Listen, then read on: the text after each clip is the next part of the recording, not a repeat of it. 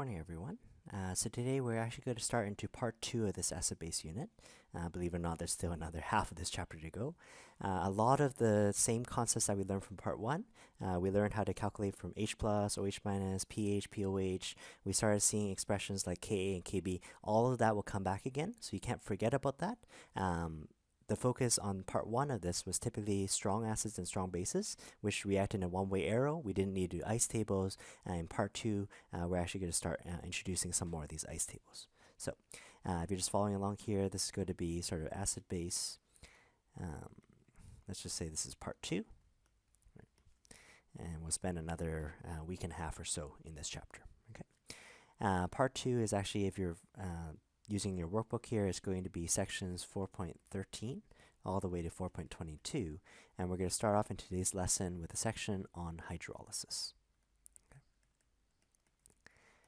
Okay. So water is a very common appearance in an acid-base chapter, right? It's the solution. We just assume that's in the background. It dissociates ionic compounds really well. Because water is so common, there's many names given to reactions with water. You may have heard of hydration. In this case here, hydrolysis is also an example of water. The hydro actually tells you, yeah, we're going to look mainly at water. And usually when you have this prefix of sort of lysis, or suffix of lysis, lysis actually means something is breaking. So essentially, overall, it's going to be a reaction with water. Let me give you the definition here. The hydrolysis that we're going to look at in today's lesson is a reaction between a salt. Okay. Doesn't have to be table salt. Salt just means some generic ionic compound, something that's metal, non-metal. It's a reaction between a salt and water. Now let's think for a second here. So we've talked about acids, whether you use the Arrhenius definition or Bronsted-Lowry. Acids are supposed to be compounds that release H+, they donate protons, right? So they should have an H+. Bases are things that are supposed to, either they have the hydroxide themselves, they release it, or by stealing from water, by accepting a proton, it's actually water that leaves behind the hydroxide. It should only be acids and bases that produce acidic or basic solutions. And yet what I'm going to introduce in this section is really, really systematic. You do the exact same procedure, but what's going to happen is our salt reacting with water, the salt had no business being acidic or basic, and yet what ends up happening, reaction between a salt and water can be what we would expect is neutral, right? The salt is not acid, it's not base, it doesn't give up H+, it doesn't give up hydroxide, neither acidic nor basic. But strangely enough, no, sometimes the salt will produce an acidic solution, and sometimes it actually produce a basic solution, which is a little bit strange, okay? Again, I told you this part here is the really systematic section. This is all that you could do in this section. First step, the salt is going to be broken up by water. That's where the hydrolysis word comes from. Your first step is going to dissociate the salt into ions. So break up the positive and the negative ions. There will be a bunch of ions that don't react with water. So therefore, what we're going to do is we're going to discard off, ignore. We're going to discard off any spectator ions. Imagine spectators at a hockey game. They watch the game. Well, they're the same before and after. They are unchanged overall. They can't hydrolyze. I'm even going to be able to qualify this for you here. So spectator ions here, which ones are going to be your spectator cations? Cations are positive. Spectator cations are typically your group 1 and 2 metals, so lithium ions, sodium ions, magnesium ions. This has to do with the fact that these ones here are usually soluble. When you drop them in water, unless you evaporate off the water, there's no getting them out of solution. They don't really react with things. For anions, anions are negatively charged. Anions, it's really easy because we have the table.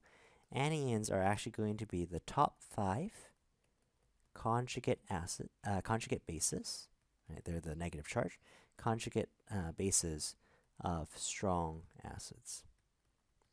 So if you take a quick look here at your acid-base chart again, we're going to work a lot more with it in part 2 of the course as well. We knew acid strength increased as I went up on the left side. There were actually 6 strong acids, starting from perchloric acid here, it was HClO4, downwards to H2SO4. All of these were considered strong acids. We knew from our definition, strong means 100% ionized. These ones all one-way arrow. They form H+, and they're matched up with some counterbalancing ion. Remember, water has leveled these ones here. Water has made these essentially solutions of protons, H+, because these are all one-way arrows, let's pretend I was actually perchlorate. Well, if perchloric acid is so good at actually donating the proton, it's 100% in the forward direction, me as a base really have no chance of actually going in reverse. So that actually allows you, I'm going to list them for you here, perchlorate, iodide, bromide, these are all partners to strong acids. They actually have no ability to go in reverse because there's one-way arrows against it. Now wait, we actually have 6 strong acids here. What about the very last one? What we're going to see in this section here is, yes, sulfuric acid here is strong. That's why it's in this top category. It is one-way arrow, but it's a diprotic acid. This one here actually potentially could actually donate 2 protons. The first proton, it's ripped off 100%, so it's completely dissociated. The HSO4 minus, you're actually going to find it again on the acid section here. The second proton actually is a weakly dissociated one. So even though sulfuric acid here, it had 2 protons, we only deal with 1 proton transfers at a time. Because I was diprotic, because I had 2 footballs to begin with, this HSO4 minus is not a spectator, as we're going to see HSO4 minus can react with water and generate some extra acid. So although we do have 6 strong acids, it's only the top 5. These ones here are partners to strong acids here. They can't actually go to the left. That's your second step here. If you identify them to be spectators, they have no chance of hydrolyzing here. The third step here is just going to be check the table. Like in this case here, I check the table, I look for where HSO4 minus is. HSO4 minus is on the left-hand side. It's going to react with water and generate some acidic solution, even though the salt had no business being acidic or basic, because when you drop it in, it generates H+. Overall, the solution is acidic. So what we're going to do in this section, I'm just going to give you a handful of salts, and you're going to do this procedure. Ionize the salt, break it up, positive and negative. You're going to discard off any spectators, the guys that I know won't react, and then you're going to check the table for any guys that are left over to see what happens. So let's just do this very systematically here. Let's start off with the salt NaCl. This one here is actually table salt, not just any old ionic compound. Does NaCl hydrolyze in water? First step, let's dissociate it. NaCl outside of water can be solid, no problem, but when you drop me in water, water is going to come in and break apart the lattice. We're going to end up getting Na+ ions and Cl- ions. Right? This salt here is 100% ionized. This guy is completely gone. We want to look potentially, maybe water can actually react with one of these Na+ or Cl-. Okay? So let's figure out, are there any spectators? So for the positive spectators, we were looking at group 1 or group 2. Well, Na is an alkali. Alkali is a group 1 salt. Na+ is a spectator, no problem. This guy here is not going to react. What about Cl-? The only spectators that we're going to deal with, the anions that are spectators, are the top 5. Well, chloride is actually the conjugate of HCl. HCl is a one-way arrow to form H+ and Cl-. Cl- really has no chance of going in reverse, so again, a spectator. This is actually the normal case. So we start off with water. You start off with some NaCl out here. As you drop in the NaCl, you end up forming Na+ and Cl-. We had already decided that this was a salt. This has no business being acid or base, and lo and behold, because both of them are spectator, if there is a situation that there's no hydrolysis, both of them are spectators, the solution will be neutral. That's what we expect, right? The salt here had no reason to be acidic or basic. Let's change it up a little bit now. So NaCl here is neutral. You can say pH 7, right? Assuming we're at 25 degrees. Let's switch it up here, and the only thing I'm going to change is, let's look at the salt ammonium chloride. Always in this acid-base section, I would always ask myself the question, what is this chemical? Is it acid? Is it base? Is it salt? If it's an acid or base, you can decide whether it's strong or weak. So this one here, we decided it's a salt. Throughout this section here, we're looking at the hydrolysis of a salt. Let's break down the salt. NH4Cl is supposed to break down to become NH4+ ions and Cl- ions. Again, ammonium salts are completely dissociated. This guy's completely gone. I've just dropped these ones here into water. If there were no hydrolysis like in the first step, there would be pH 7. It would be neutral. It's neither acidic or basic. Let's come through and let's decide which ones are spectators. Although ammonium is a +1 charge, it is not group 1 or group 2. So this one potentially could react. What about Cl-? Well, we said earlier, Cl- was the conjugate of HCl. Cl- is a spectator. It will still be swimming around solution. The reason why I'm crossing it out is sort of, this won't hydrolyze. This won't end up reacting with water. So now we have a situation where NH4+ can actually react with water. What you're going to do as a third step is you're going to look at the table. You have acids listed in the left column. You have bases listed in the right column here. You're going to only find NH4 plus once, fairly far down the table. It is on the acid side. The simplified equation says NH4 plus as a weak acid, it's in equilibrium. It ends up generating H plus and generating NH3. So this NH4 plus, cation that came off this salt, it had no business being acidic or basic, while the NH4 plus can actually act itself as a weak acid. So NH4 plus, it's going to be in equilibrium. It's not going to be really good at doing this. It's only going to produce a little bit of H plus, produce a little bit of NH3.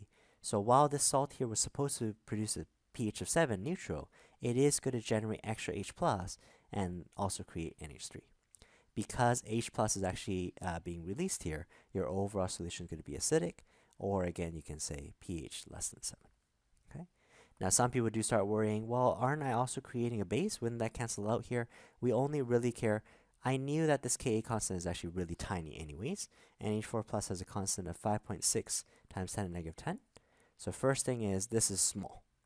So that means reactants are heavily favored. I don't have a lot that's breaking up. That's what we'd expect from a weak thing and equilibrium. We're not going to produce a lot of H+. That is enough to make it acidic. We do produce some ammonia. This is the conjugate base. Couldn't ammonia also, as a weak base, pick up the proton and reform NH4+? We're talking, I had very little ammonia produced to begin with, and this one by itself is a weak base. You can calculate the Kb value of that. Even less of it will end up forming hydroxide. So usually we don't worry about that second step here. We just worry about, oh, NH4+ here is an acid. Actually, in general, if it's the positive ion, that's not the spectator, we can refer to this as cationic hydrolysis. It's the cation that actually hydrolyzes, reacts with water, and this one here will typically end up forming acidic solutions. Okay, let's do one on the basic side. Again, it's really, really systematic here. Let's take NaF. All right, first thing you do, you break up the salt. We're going to end up with Na+, and we're going to end up with F-. Let's discard off any spectators, any guys that potentially won't react. Na+ is a group 1 salt, so this one here is a spectator. Group 1 and group 2 salts are typically soluble. F- is not a conjugate of a strong acid, so this time this one might actually react.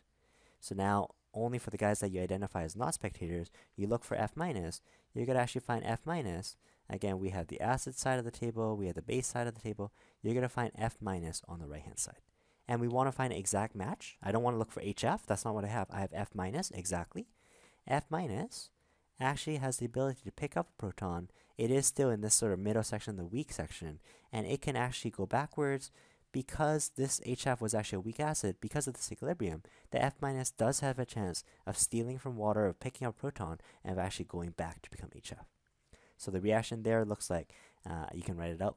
F- picks up the proton. It's in equilibrium with HF. It's in equilibrium. It's not a one-way arrow. Or the complex equation here, again, we had practiced a lot of this here. For the base side, going from simple to complex, it was like adding OH- to both sides. If I want to track the hydroxide that the water leaves behind, I want to write the full equation. F- actually steals a proton from water. It's going to go up by an H, go up by a charge. It's still in equilibrium. It becomes the conjugate acid form. Not a lot of it, but in that presence, water actually ditches behind a little bit of hydroxide. Remember, this one here overall is weak. Majority of it actually stays on this side, but in being able to form a little bit of an acid, but definitely forming hydroxide, I'm creating extra hydroxide that wasn't there to begin with. This one there would therefore be a basic solution. So again, let me just generalize for you here. There was no business for a salt to be acidic or basic. It's just that, especially for some salts, as I break them up, as I ionize them, if they happen to end up producing an ion that can hydrolyze, the ion itself is either acidic or basic. It can produce H+, knock the pH less than 7, or it can produce an OH-, like in this example. Anionic hydrolysis typically forms a basic solution. All right? So that's all there is to it here. We're going to see this come back again in a later lesson. Basically, in a titration, we always react neutralization an acid and a base. It forms a salt and water. That salt there had no business being acidic or basic. We're completely neutral. But if the salt actually hydrolyzes, we might find that at the equivalence point, at the point when acid and base on the reactant side have killed off each other, maybe the salt actually regenerates a little bit H+ or regenerates a little bit of base. More on that in a later lesson. Okay, I'm going to give you a couple other sort of layers of complexity here. All I can do here is I can change up the salt, how it can look. Let me give you the salt here, NH4F. Okay, again, really systematic procedure. Let's dissociate it. Let's get NH4 plus. Let's get the F minus. Let's cancel any spectators. Well, group 1, group 2 are spectators. Well, ammonium is not a group 1, group 2. F minus is not one of those top 5 conjugate bases of strong acids. This time both of them could hydrolyze. Well, when you look at it on the table, let's just actually find both of these. We're going to find NH4 plus is fairly far down on the acid side, like I mentioned before. That's in equilibrium. We have H plus and we have NH4, NH3. The Ka value, so talking about the acid strength, the Ka value for this one here is quoted as 5.6 times 10 to the negative 10. Okay, again, no units. That value only changes if temperature changes. Okay, we can find F minus, again, only once on the table. It's farther up on the table. F minus and H plus. I look for it. Oh, it's actually on the left-hand side, so it's actually a base. In equilibrium, it can steal from water, like I just demonstrated, and end up become HF. Remember, reactions are simplified on the table. Unfortunately, the table only lists for you a bunch of Kas. They list the ability for the conjugate acid in coming forwards. What I want to compare this time is, upon dropping ammonium fluoride into solution, the NH4 plus is trying to produce some H plus. The F minus is trying to produce some H minus. Well, the overall solution can't be both acidic and basic. It's going to depend on which one does it do it more prevalently. The Ka is going to be predominant here. NH4 plus wants to produce H plus. Ka value is 5.6 times 10 to the negative 10. I want to compare it against how much does F minus want to be base. Only trouble again is Ka is an acid ionization constant. If I look up the number, if I look up the row here, HF actually has 3.5 times 10 to the negative 4. That doesn't tell me my ability to be a base. That tells me how good my partner, HF, has to be an acid. Fortunately, we learned in part 1 of this chapter here, we have this relationship, Kw, Ka for the conjugate acid, multiplied by Kb of the conjugate base.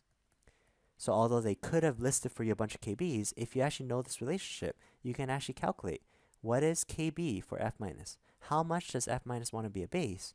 Take the Kw, divide it by Ka, not the Ka of itself, this one can't be an acid itself, but Ka of my partner of HF. So let's do this here, 1.0 times 10 to the negative 14. I'm going to take this number. On the table, it tells me my partner, conjugate acid coming forwards. If I sort of undo that Ka there, 1e negative 14 divided by 3.5e negative 4 gives me a Kb value of 2.9 times 10 to the negative 11. If I know how much my partner acid is good at coming forwards, I can actually calculate, well, I'm not as good at going in reverse, and therefore Kb value as expected is a little bit tinier. And now what we're going to do is we're going to compete. Well, NH4 plus wanted to be acid. That was the constant, 5.6 times 10 to the negative 10. The Kb value was a 10 to the negative 11.